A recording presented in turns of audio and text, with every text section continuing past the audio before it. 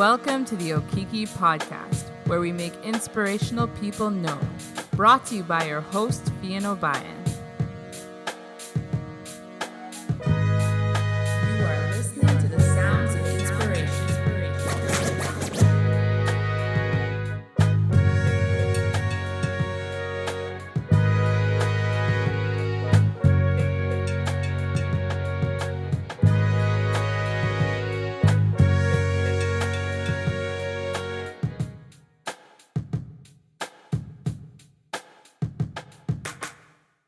Hello, everyone, and welcome to the Okiki Podcast.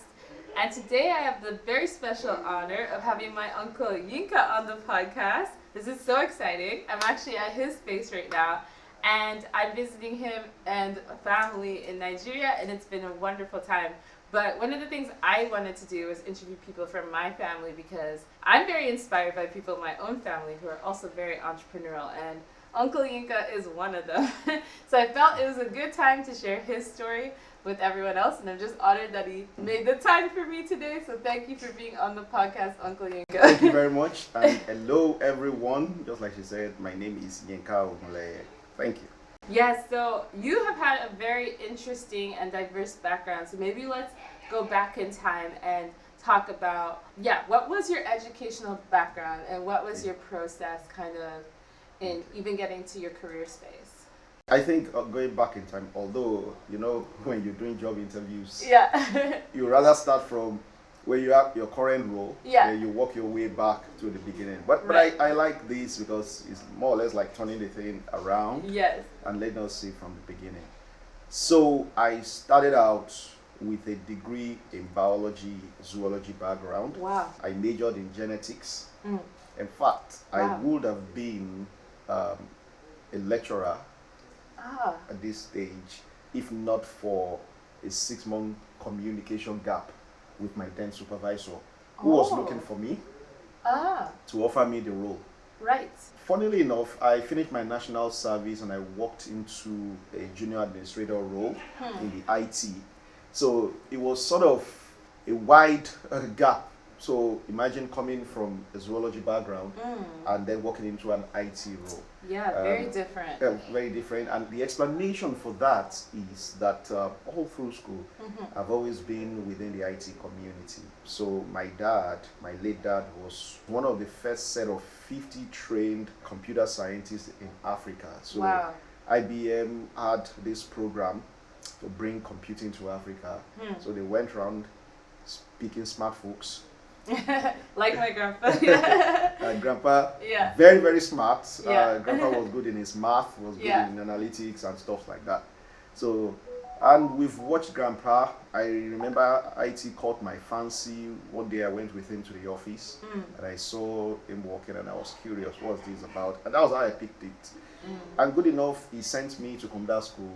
So I learned programming, C++, basic programming and database. Then we used to call it DBase.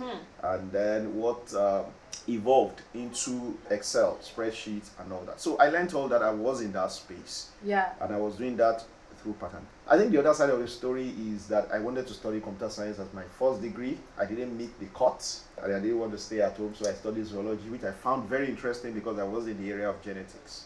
Right. So, nutshell, I graduated first degree in zoology, walked into an IT role, as I said, junior administrator. We were offering services to the accounts department then. Another interesting thing I think in my career was that I've stayed in the oil and gas industry space, virtually all my formal work life. But what I have done, I've been very, very fortunate because I was identified as one of the talents within the company I worked for the first 20 years.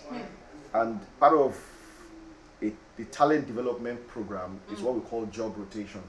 So the way that works is that they spot you as a future leader and they put you on a 5-year development program, wherein you go round. So I had exposures in the area of oil and gas exploration, reservoir engineering, drilling. I actually visited oil and gas location. I visited drilling sites. I climbed the platform.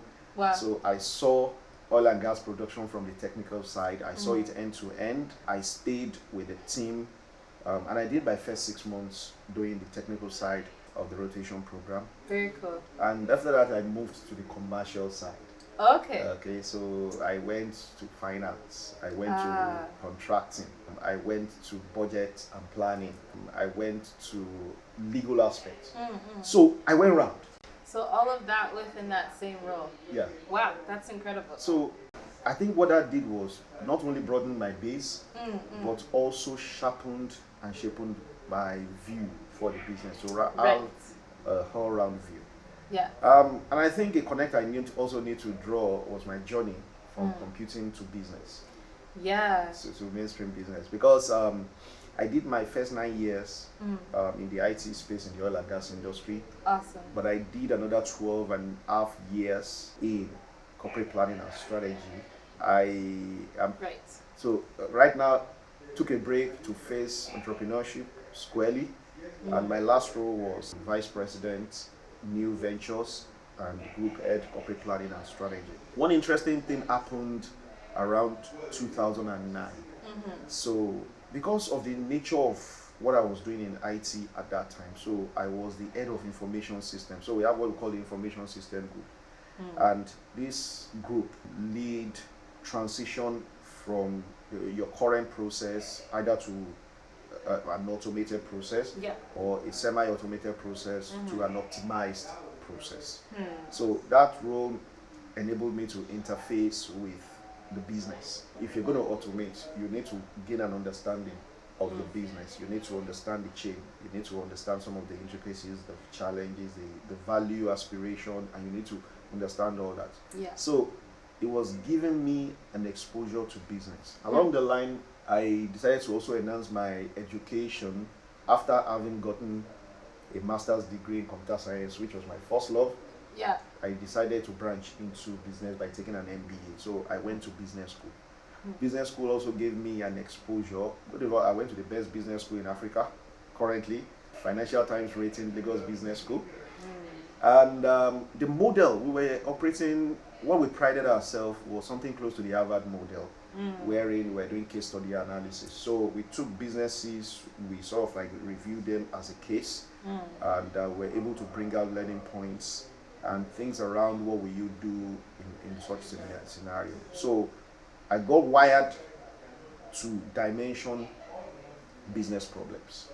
I remember one of our interesting courses, analysis of business problems. So I got wired to dimension business problems, and that reflected on my job.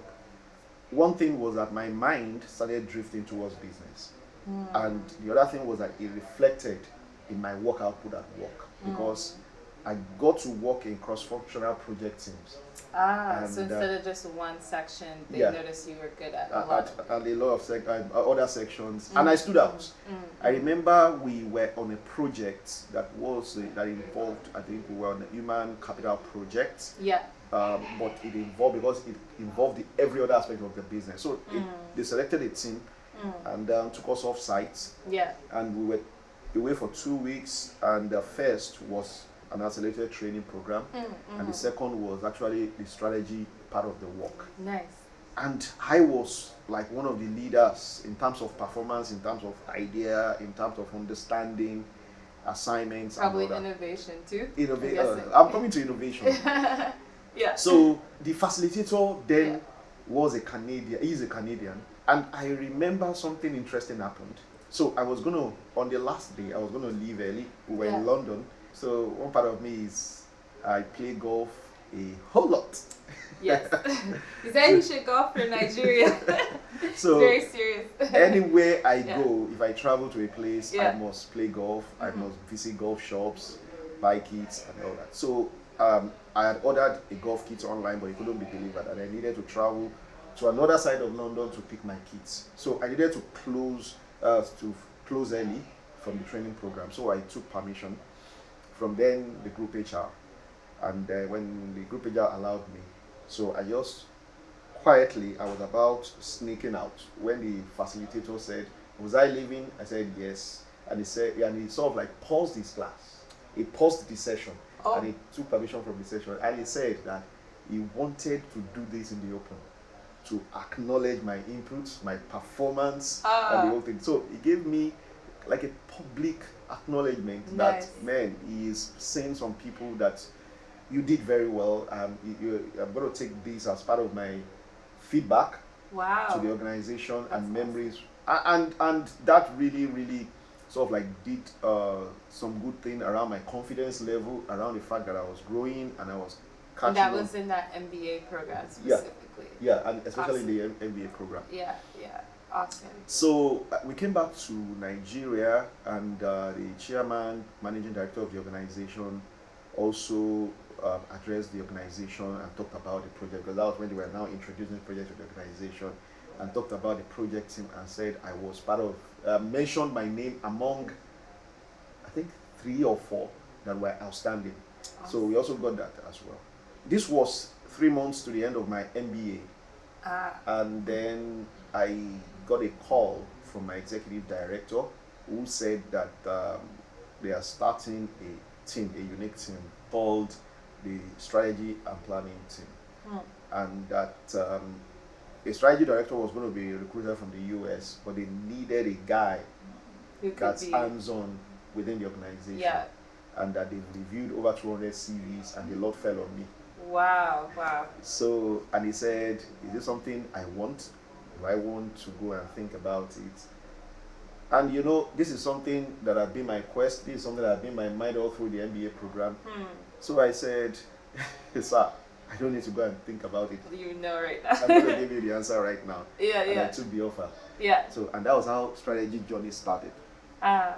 Strategy journey shaped me a whole lot where I am right now, because the company Panocean, I will always want to mention Panocean because the company did a lot, especially my executive director, who is now the group managing director of the company, Mr. Stephen Fadeyi. He took me like a brother, and his brother as well, Jason Fadeyi. They put a lot of trust in me. They encouraged me, and they sort of like that helped my group. So what was the first thing they did as soon as I got to strategy? To understand that there were gaps. So there were knowledge gaps, skill gaps, and I needed to rapidly cover up. So they put me on a package program, an accelerated development program that included learnings, resources, that got me a mentor, an ex-Shell strategy executive. Wow. And put me under a mentorship program for 18 months. It was so like... the company did this, right? Yes, the company. So all company expenses. Wow. That's quite a company culture, that they saw that you're good at a role, but they also like invested in you as an individual. Big investment. Yeah. So, and that is, you can understand my passion and emotion. When I get emotional, I say I must mention this. Yeah, that's really great. Big investment, and I will always be grateful for that. And good enough, people that I related with, there was also this chief HR officer then of More, Zafwe, good guy. He sort of like did the proposal, packaged the thing, and said, this is how you develop a strategy executive. So they saw ahead and sort of like prepared that. The other fantastic thing they did was exposure to projects. With my portfolio, I have been involved in, I have led singly or co-led lots of big value projects within the organization. So that broadened my exposure, broadened my space, broadened my capability in doing things. But as with any young, ambitious person like I am, there's always the quest to do more. So there's always what is the new challenge?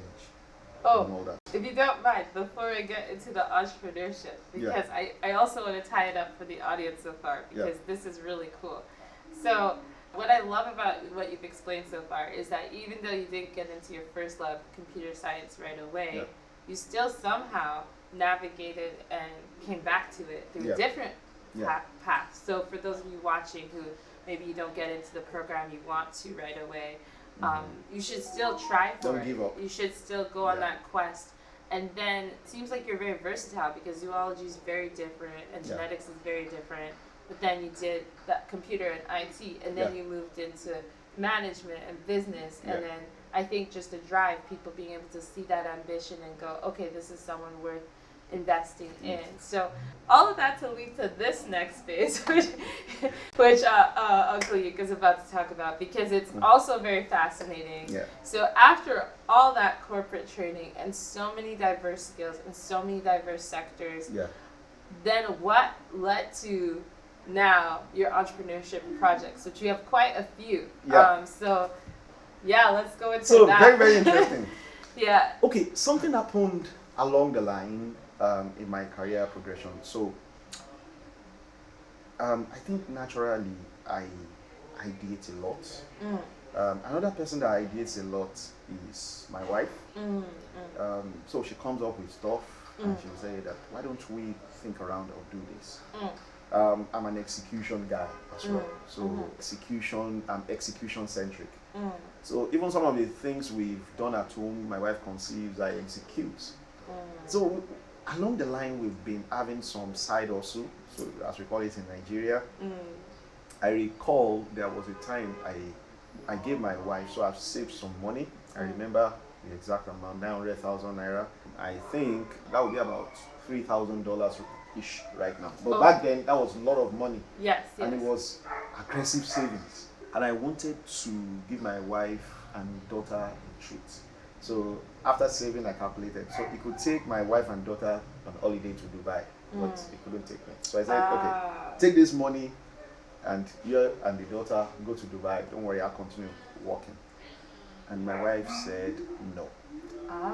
So she said that there's been this idea that she had, and that who knows if this money will be a good starting capital. So that birthed our first major business, which was an ice block factory. We actually built an ice block factory from the scratch. Oh, wow. We bought 6 giant machines. We bought the machines one by one.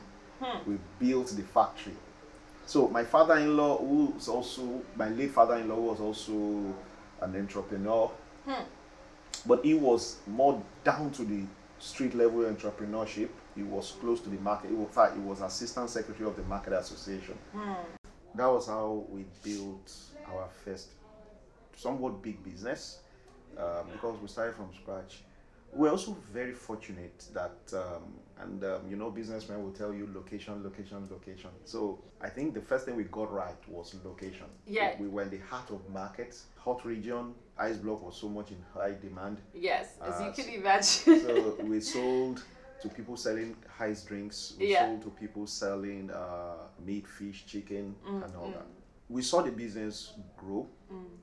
We acquired a cold room business just right next door that was going down. We bought it over and we expanded into cold room. Wow. We were doing so well. So as I was saying, we were going to move into bottled water production, and on one hand is you optimize what your base could give you, and then you sort of like get your expansion in that line, buying bottled water and sachet water, and we were putting them in cold room, icing, and we saw this thing was moving fast. So we could do the numbers, we could calculate what is our margin, and then we could say, what if we are producing ourselves? That was the move. And my father-in-law was a great inspiration with us in that, because he was with us in that business. At the point when we had staff issues, he managed for us. So we did we did so well in that. The only downside was that at the point we had problem, the market space, we had problem with government, and government forcefully took over the market. So government was from the Market Association. So government was expanding in real estates, and then they took over the market. The actual location. That location. We're still in courts to get compensation, but that's the side. So that's but one example. I mean, my wife and I, Bidemi, we've done lots of business together. So that's our entrepreneurship side, family-wise. Very cool. Professionally, one interesting thing happened along the line of entrepreneurship, and I'll tell the story this way. So we were on a project, and I was secretary or project administrator. I was team lead, on an aspect. So in that project, each time I finish my assignment on each aspect, so I get deployed to another aspect. So one interesting area I found myself with one of my very good friend, Tosan, back then at Panoshon. Yeah. We were saddled with the responsibility to develop a learning strategy for the project, the people on the project, and for the organization to deploy, and it was the ERP solution. Okay. Our responsibility was learning strategy and communication. So learning and communication. As at then, that wasn't something we've done before. So the first thing that told us that stared us in the face was we had to get creative and innovative. I've gone through what is called in my growth path. I've gone through what the organization called Leadership Academy. Awesome. So just like I said, they selected us, Yes. eggets, as they used to say, Yeah. and put us through a developmental program. Yeah. So at the Leadership Academy, one orientation that we're given is strict discipline. They give you a challenge, Yes. and you're supposed to come out with a solution for the company at zero cost. Zero cost. Yeah. Wow. At That zero would cost. be very serious and a great way to start a business. Yeah. So, Yeah. and I was in Leadership Academy for 1 year. Okay. And so my team, we developed 3 projects at zero cost. So I was used to developing projects at zero cost. So while we were on ERP, that orientation followed us through. So we're supposed to develop. So I had one of the responsibilities I had was to develop a learning solution. Remember, at zero cost. Zero cost. Huh. So sat back, thought about it, also research, and I realized that I could develop an online learning solution. Remember, I've had trainings in programming, and I could write programs, but not codes of today. I think my cutoff point was Visual Basic. I had a bit window into Visual Basic, but I could do things like on Excel. I could do some codes to enhance Excel. So Excel came to mind as a simple solution. So you know what I did? Using Excel, I developed an online test solution that you will write your test, you will multiple option test, and as soon as you click submit, it generates your answer for you. And that was what we used as an internal test and certification solution. And the good thing was that myself and the team, we developed the content, the test content, and then we just put it into. So, and there were 6 modules for that ERP solution. So Excel was your backend. Yeah, Excel was everything. Oh, okay. Remember, zero cost, simple. Yes. We didn't want to go deep coding. We just wanted something simple that was effective and people could get certified. So Excel was everything. So basically what we just did was put it on Excel, put it on the server, and then give the people the link. So once you write, it records it on also another tab on the spreadsheet. And that was somewhat phenomenal then because it was effective, it worked, and people got certified. Yeah. This conversation is around how did the entrepreneurship journey start. So this was the takeoff point for the technical or technology aspect of the entrepreneurship journey. So back then, lunch hour, some of us friends, we used to gather at some eating location like public space, interesting spaces. And basically what we do is over lunch, we just talk about ideas. What are the things, other things we could do and all that. And we used to do that once a week. Wow, and awesome. Some friends, even from the office, colleagues from the office, friends outside, we meet. Yeah. So, and we bounce ideas. And I remember at one point, I mentioned the fact that this was what we've done.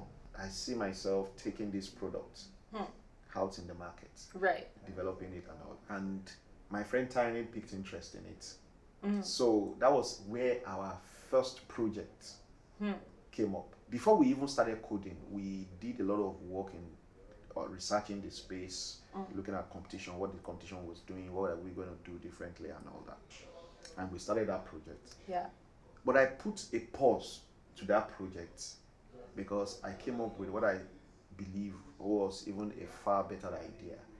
So I realized that, okay, the world is always moving in demand supply gap. So, and you can sort of like narrow it down to somebody needs a resource, so or something, be it that item, there's something. If I took it to the point that there's nothing that is a waste, even your electronic device or anything that at home, even Can your be antique, used. can be, so even when you want to throw it away, somebody is somewhere that That- actually need that thing. Yeah. Why don't we have a platform that connects who has that and who needs it, and you in a continuous basis we continue to connect them together, Very and that we could do a lot of things. So I shared that with my business partner Tyring, that this is an idea that I have, and he agreed with me that this was a bigger and better idea than the test. So we abandoned the test and told ourselves we're going to so we said we're going to come back to this project later, since on the test project we've already had the business model straightened out. We had a draft of the business plan, so we just kept it in the cooler, and then we now face this head on.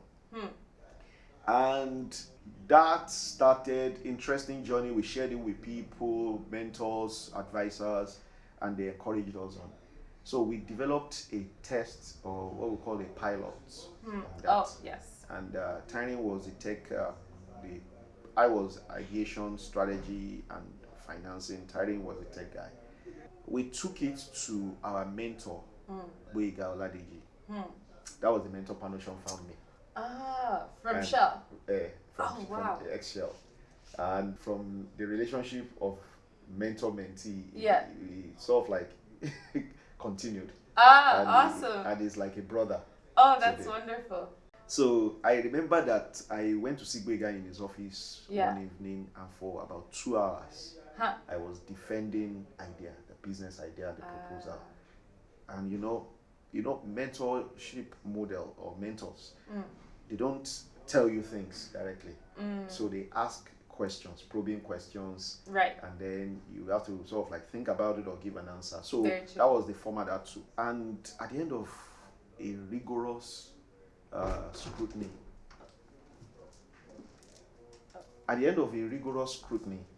Gwega said he liked it.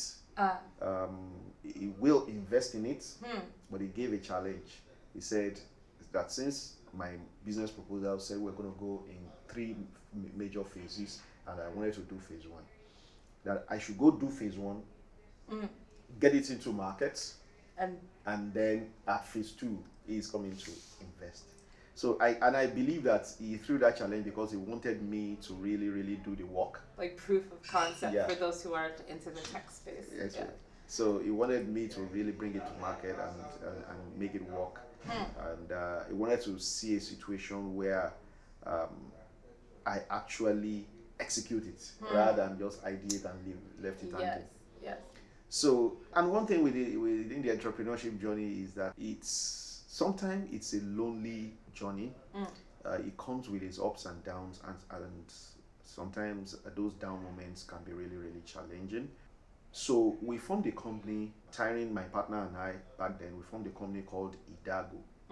Idago was from the word advance, adagio, and some other things we mixed together. Idago was supposed to be the platform that the idea was supposed to run on. But we hit some brick wall. I wouldn't really want to go into that detail, but we hit some brick walls, and then Tyring and I fell apart business-wise. Tyring was my best man at my wedding, and we are still friends today. But we fell apart business-wise. We couldn't journey together.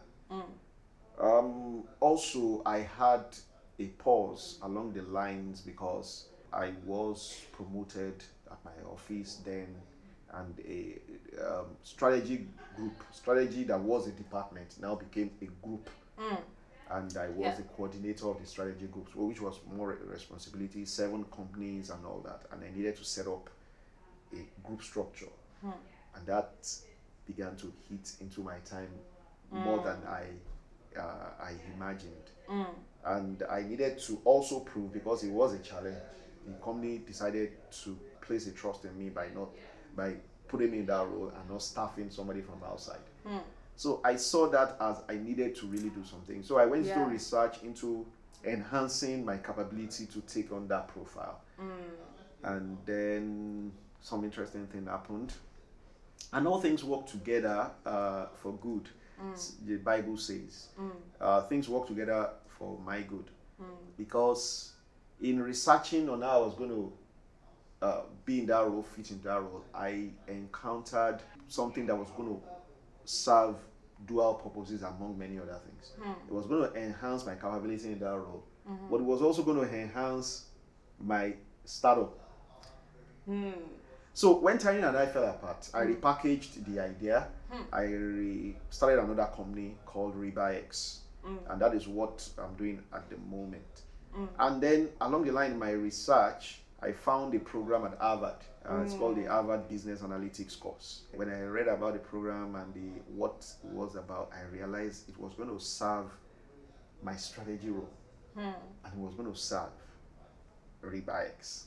Because I guess whether you're in the corporate field or whether you're doing a startup, it still requires aggressive amount of strategy. Yeah, aggressive amount of strategies both ways.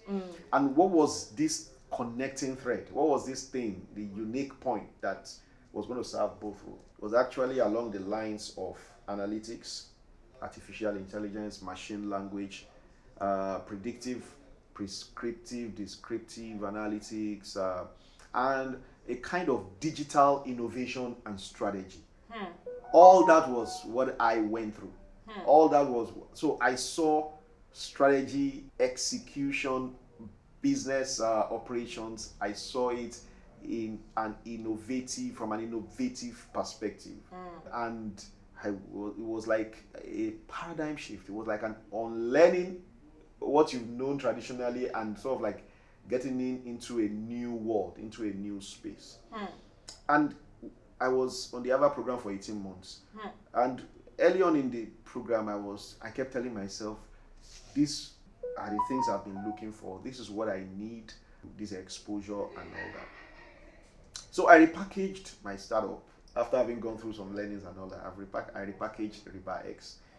And Riba-x right now is going to be a solution platform, but much more we are layering AI on it. So for us, our value offering, aside from our mantra, search, connect, and communities, our value offering is that we're going to be an AI. We're layering artificial intelligence on it so that we can be able to, aside from the basic trade you do, we offer you service in terms of intelligence.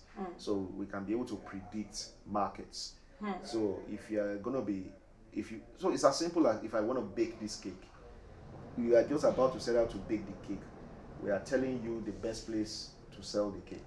This cake that you have, we are telling you the timing. If you're going to sell this cake in September, we have found you 5 markets where potentially this cake will be in high demand. So basically doing the business analytics for you ahead of time. So, and that is what we're doing right now. And I think 2 other things before I take a pause and take more questions. Entrepreneurial wise, I've always believed that, and everything I've done, even in my career, I think I've always enjoyed what I'm doing, even much more than the monetary value that comes out of it. So I've always enjoyed the fact that I'm in my space and I derive pleasure in what I do. Entrepreneurial wise is the same thing. I also would like to introduce today the Okiki Video Bootcamp. Yes, I will be launching a course, which I will have a waitlist in the show notes. And I will be launching some group coaching as well. I know there has been a lot of requests lately of people wanting to learn how can they create content for their own brands. And so I'm looking forward to bringing you along on the journey with that. If that's something that you've wanted to gain skills and techniques on, this will be for you. You'll learn systems on how to create content effectively and efficiently and have more time for yourself in the process while reaching your clients. Again, you can find the information for the Okiki Video Bootcamp in the show notes below.